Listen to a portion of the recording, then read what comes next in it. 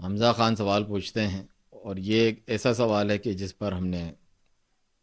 ہمارے علماء کرام نے بھی بڑی کتابیں لکھی ہیں، ہزاروں دلائل، کتاب و سنت، اجماع، صحابہ کے اقوال سب سے ثابت ہیں۔ ائمہ اربعہ کا بھی یہی عقیدہ ہے، اور ہم نے بھی اس بارے میں پامفلیٹ بھی، کتابیں بھی، درس دروس بھی، مکتبہ سلفیہ ویب سائٹیں اس کے علاوہ آپ کو مل جائیں گے۔ اللہ کا ہاں ایک پامفلیٹ، اس میں آپ دیکھ سکتے ہیں سارے دلائل اس میں موجود ہیں اس تعلق سے۔ تو سوال یہ ہے کہ اللہ تعالیٰ عرش پہ ہیں، بالکل، کہ ہم تو نہیں کہہ رہے کہ ہم پھر وضاحت دیں جواب۔ اللہ تعالیٰ فرماتا ہے الرحمن علی العرش استویٰ، اور رحمان ہے جو عرش پہ مستوی ہوا،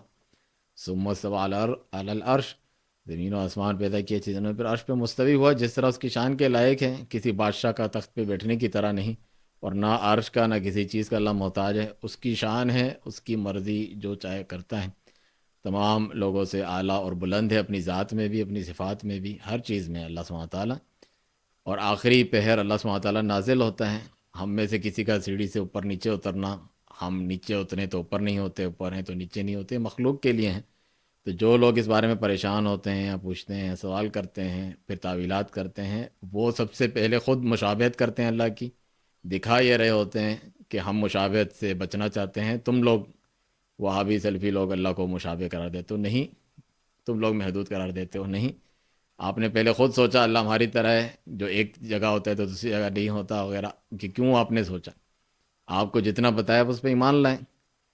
ایک عام جو ہے لونڈی سے پوچھا جو کم علم تھی کہ اللہ کہاں ہے، تو فرمایا کہ عرش پہ ہیں، اپنے اوپر آسمان پر ہے، تو نبی نے اس کے مومن ہونے کا حکم دیا، فیصلہ کیا، اور ہم اس بحث میں پڑے۔ تو جس طرح نازل ہوتا ہے اس کی شان کے لائق ہے آخری پہر۔ آپ یہ سوچیں آخری پہر یہاں پر ہے تو پھر دنیا میں کچھ دیر بعد کہیں اور ہوگا، تو اللہ تو نیچے ہی نیچے رہا، یعنی عرش پہ جو دنیا، آسمان دنیا پہ نزول اس کا رہا، وہ عرش پہ، اور یہ آنا جانا کیسے؟ یہ سوچنے کا کام ہی نہیں ہے۔ اللہ سبحانہ تعالیٰ کی تعلق سے آپ اپنے اوپر قیاس کر کے، انسان اپنی محدود کے سوچ کے مطابق کرتا ہے تو پھر نقصان اٹھاتا ہے، اور انکار اور ان چیزوں پر آ پڑتا ہے۔ اللہ کی ذات پر بھی تو ہم ایمان لاتے ہیں، کیا دیکھا ہے یا وہ کس چیز سے بنی ہے یہ تو ہم کہہ بھی نہیں سکتے، نعوذ باللہ ہماری زبان جو ہے انسان کی جو ہے ڈر جائے، کانپ جائے کہ وہ کہے کہ کوئی اس کی کن، اس کا ہونا کیسے ہے۔ بالغیب ایمان لاتے ہیں نا، تو ذات پر ایمان لاتے ہیں، تو صفات پر کیوں نہیں ایمان لاتے بن دیکھے اور اس کی تفصیل اور کیفیت کو سمجھے بغیر؟ جس طرح اللہ کے شان کے لائق ہے وہ آپ مانیں۔ جب ذات کو مان گئے تو صفات بھی اسی کی ہے، ذات بھی ایمان تو لائیں، لیکن سمجھ میں کہ دنیا میں جو فزیکل چیزیں دیکھتے ہیں اس طریقے سے سمجھ نہیں آپ پا سکتے ہیں، پھر بھی آپ ایمان لاتے ہیں، اسی طرح اس کی صفات ہیں۔ تو آپ دیکھیں اللہ سبحانہ تعالیٰ کا عرش میں مستوی ہونا یا جو ہے نزول ہونا، جس طرح اس کی شان کے لائق ہے اس طریقے سے ہم ایمان لاتے ہیں۔ وہ ایک دن کو 1000 سالوں تک ایکسپینڈ کر سکتا ہے، یا جو ہے صدیوں کو کچھ دن یا دن کے کچھ حصے تک محسوس کروا سکتا ہے یا کر سکتا ہے۔ کتنے جو ہے معجزات وغیرہ اللہ سبحانہ تعالیٰ اپنی قدرت کی نشانیاں کتاب و سنت میں ذکر ہیں، اصحاب کہف کا پڑھیں، فلاں کا پڑھیں، فلاں کا پڑھیں، بھرپور ہیں تمام انبیاء کرام کے معجزات۔ وہ بھی تو عام حالت میں خارق عادت ہوتے ہیں، یعنی عام طور پہ یہ چیزیں نہیں ہوتی، لیکن اللہ سبحانہ تعالیٰ نے انہیں بنایا ہے، ان کے اندر سے وہ صلاحیت لے آئے، واپس لے آئے، اللہ سبحانہ تعالیٰ کے اختیار میں۔ اسی طرح یعنی مخلوق کے تو وہ یہ اللہ سبحانہ تعالیٰ اپنے معجزات عقل کو دنگ کرنے والے، آپ کے فزکس کے لاز سے ہٹ کر بھی اللہ سبحانہ تعالیٰ کر سکتا ہے، جس کا پابند نہیں اسی نے بنایا ہے، تو اپنی صفات کے تعلق سے یہ نہیں کر سکتا اللہ سبحانہ تعالیٰ؟ کوئی وہ جو مجبور ہے، محدود ہیں، یا ہم اسے پابند کر سکتے ہیں یہ کام وہ کر سکتا ہے یا نہیں؟ تیسرے پیر یہاں ہے تو وہاں پر کیسے، وہاں ہے تو یہاں کیسے، لیلۃ القدر سارے دنیا میں چینج کیسے ہوتی ہے تیسرا پہر؟ تو یہ سوچنا ہی غلط ہے، یہ سوچنا ہی ذہن میں ایک شیطانی یہ یعنی چال ہے جو ذہن میں ڈالتا ہے، جو سلف نہیں کرتے تھے۔ اس سوال پوچھنے، سوچنے اور اس پہ بحث کرنے کو ہی وہ بدعتی لوگوں کا کام سمجھتے تھے۔ امام مالک رحمہ اللہ کا مشہور قول اسی بارے میں ہے، جب ان سے پوچھا کہ اللہ عرش پہ مستوی ہے، چاہے مستوی کا پوچھیں چاہے نزول کا پوچھیں، ایک ہی بات ہے، دونوں ہی اللہ کی صفت فعلی ہیں، اللہ جب چاہتا ہے وہ کرتا ہے۔ تو فرمایا کہ یعنی الرحمن علی العرش استوا، کیف استوا، کیفیت پوچھی، تو ہم ایمان لاتے ہیں۔ کا فرمایا کہ یعنی وہ پہلے کا جو ہے شدید ان کے اوپر اللہ سبحانہ تعالیٰ کی خوف خشیت طاری ہوئی، سر جھکا لیا انہوں نے، اور ہم تو مزے سے اس کو پوچھتے ہیں اور مزے سے اس کے بارے میں بحث کرتے ہیں، باتیں کرتے ہیں۔ کوئی جو ہے اللہ سبحانہ تعالیٰ کا خوف ڈر دل میں نہیں ہوتا، اور سمجھتے ہیں کہ جس طرح اور چیزوں پہ کھل کے ہم باتیں کرتے ہیں اپنی عقل لڑاتے ہوئے، اللہ سبحانہ تعالیٰ کی بھی ذات جو ہے اس لائق رہے گی کہ ناؤذ باللہ کہ اس پر اس طرح کلام کریں؟ آپ دیکھتے نہیں ہیں ان کا جو ہے مفتی حنیف قریشی بریلوی ٹی وی پہ بیٹھ کے اپنی کتاب کے اوپر موبائل رکھ رہا ہے، نیچے رکھ رہا ہے اللہ یہاں ہے عرش کے یہاں پر ہے، تو یعنی یہ کیا مذاق ہے؟ بات کے اعتبار سے عرش پر ہے، اس کا علم، اس کی سماع، ہمارا یہ سوال ہے بسا یہ اس کا دیکھنا میرا نہیں ان سے ایک سوال ہے، اللہ ہر چیز خلیل الرحمان صاحب مجھے ایک سوال کا جواب دیجئے کہ اللہ عرش پر ہے تو عرش اللہ سے بڑا ہے یا اللہ عرش سے بڑا ہے؟ ذات کے اعتبار سے نہیں، اب بات آپ کو جواب دینا دیکھیے امام میں یہ کہہ رہا ہوں کہ یہ ایک موبائل ہے، یہ ڈبے پر ہے، دو ہی صورتیں ہیں کہ اللہ اس سے چھوٹا ہے یا بڑا ہے۔ اگر اللہ عرش پر ہے اور اس کے ہاتھ نہ کانپے، اس کا دل نہ لرزا اللہ سبحانہ تعالیٰ کے بارے میں ایسی باتیں کرتے ہو، تو اس سے صاف ظاہر ہے کہ وہ کیا سمجھتے ہیں اللہ سبحانہ تعالیٰ کو، تبھی اتنی جرأت کر کے بات کرتے ہیں۔ مشرکوں کا یہی حال ہے، شرک بھی کرتے ہیں، بد عقیدہ لوگ اپنے ولی اور نبی ولیوں کے بارے میں تو کوئی بات جو ہے ولیوں کے بارے میں جو انہوں نے بنا رکھے ہیں حاجت روا مشکل کشا، ان کی شان میں کوئی گستاخی برداشت نہیں کرتے۔ گستاخی کیا، ان کو جب ہم رد کرتے ہیں شرک نہ کرو تو اس کو بھی بے ادبی سمجھتے ہیں، اور اللہ سبحانہ تعالیٰ کے بارے میں بے روک ٹوک جو چاہتے ہیں، ان کی بکواس سے بھری ہوئی کتابیں ہوتی ہیں تصوف کی، نعوذ باللہ۔ غوث اعظم کا لقب کیسے ملا دستگیر کا، پڑھ کر جو ہے انسان جو ہے دنگ رہ جاتا ہے۔ تو یہ ہمارا عقیدہ ہے۔ تو اللہ سبحانہ تعالیٰ نے فرمایا کہ جو ہے نحن اقرب الیہ من حبل الورید، جو آپ نے ذکر کیا شہرک سے قریب ہیں، یا تین ہو الا کان رابعہم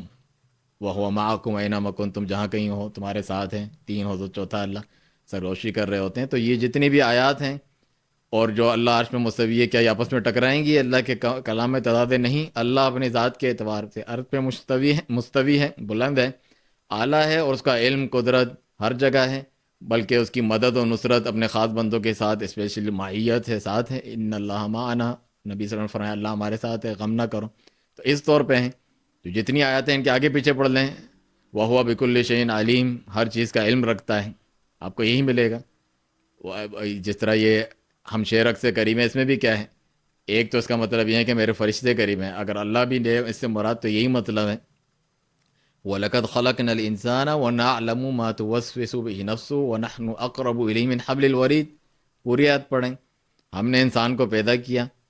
اور جو ہے اس کے دلوں میں اٹھنے والے وسوسے بھی ہم جانتے ہیں، تو علم کے حساب سے اللہ سبحانہ تعالیٰ، ہم تو اس کے شرک سے بھی قریب ہیں۔ جس نے پیدا کیا ہے وہ اتنی عظیم ذات ہے، یہاں آ کر علم حاصل کرنے کی محتاج تو نہیں ہے کہ ہر چیز میں گھل مل جائے، اور حلول کا عقیدہ جو لوگ رکھتے ہیں اس میں کیا کمال ہے؟ اللہ سبحانہ تعالیٰ کو اپنے پہ قیاس کیا، جس کی کرسی ہی وسیع کرسی و سماوات والارض، زمین اور آسمان پر محیط ہے، اس کے سامنے کچھ بھی نہیں، یہ ساری کائنات اس کو کوئی بڑی چیز سمجھتے ہیں، اپنے آپ کو انسان اپنی روح کو نہیں سمجھ سکتا، انسان جس کی وجہ سے زندہ ہے، اس کے بغل میں ہے، اس کے اندر ہے۔ تو اللہ سبحانہ تعالیٰ جس نے پیدا کیا، کیسے اس کے دل دماغ میں، اس کے تصور میں اس طرح آ سکتا ہے وہ یا اس کی صفات، لیکن ایمان لانا ہے، یہی تو اصل آزمائش ہے۔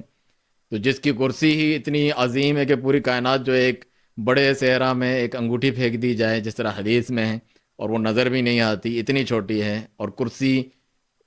اتنی بڑی ہونے کے باوجود عرش کے سامنے اتنی چھوٹی ہے کہ صحرا میں ایک انگوٹھی پھینک دی جائے۔ تو اللہ سبحانہ تعالیٰ اللہ اکبر ہے، اور جو ہے وسیع کل شیء علما، ہر چیز کو اپنے علم سے گھیرا ہوا ہے۔ اللہ سبحانہ تعالیٰ جو ہے ہر چیز پہ قدرت رکھتا ہے، اسے تو ضرورت نہیں۔ ہم دنیا میں تو اللہ تعالیٰ کی مثال بھی بیان نہیں کر سکتے، وَلِلَّهِ الْمَثَلُ الْأَعْلَى، لَيْسَ كَمِثْلِهِ شَيْءٌ، جیسی کوئی چیز نہیں۔ اس کے باوجود دنیا میں ہم دیکھتے ہیں کتنی ایسی چیزیں ہیں کہ ہم اتنے بڑے ہیں، ایک چھوٹا سا کوئی چونٹی سی ہو وہ ہمارے ادھر بھی جائے ادھر بھی جائے، ہم ہر جگہ اس کو دیکھ رہے ہوتے ہیں، کیا میں اس کے اندر ہوں یا میں ایک جگہ محدود ہوں، یا اس کو دیکھ سکتا ہوں، اس کا احاطہ ہر جگہ سے کر سکتا ہوں؟ تو پھر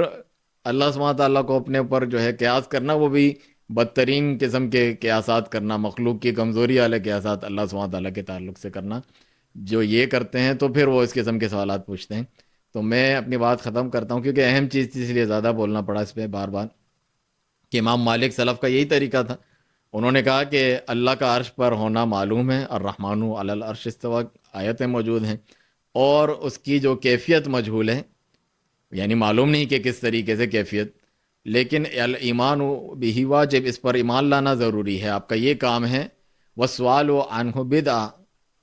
یا سوال عنہ، کیفیت کے بارے میں سوال کرنا ہی بدعت ہے تمہارا، اور کہا کہ یہ بدعتی شخص ہے، اسے یہاں سے نکالو۔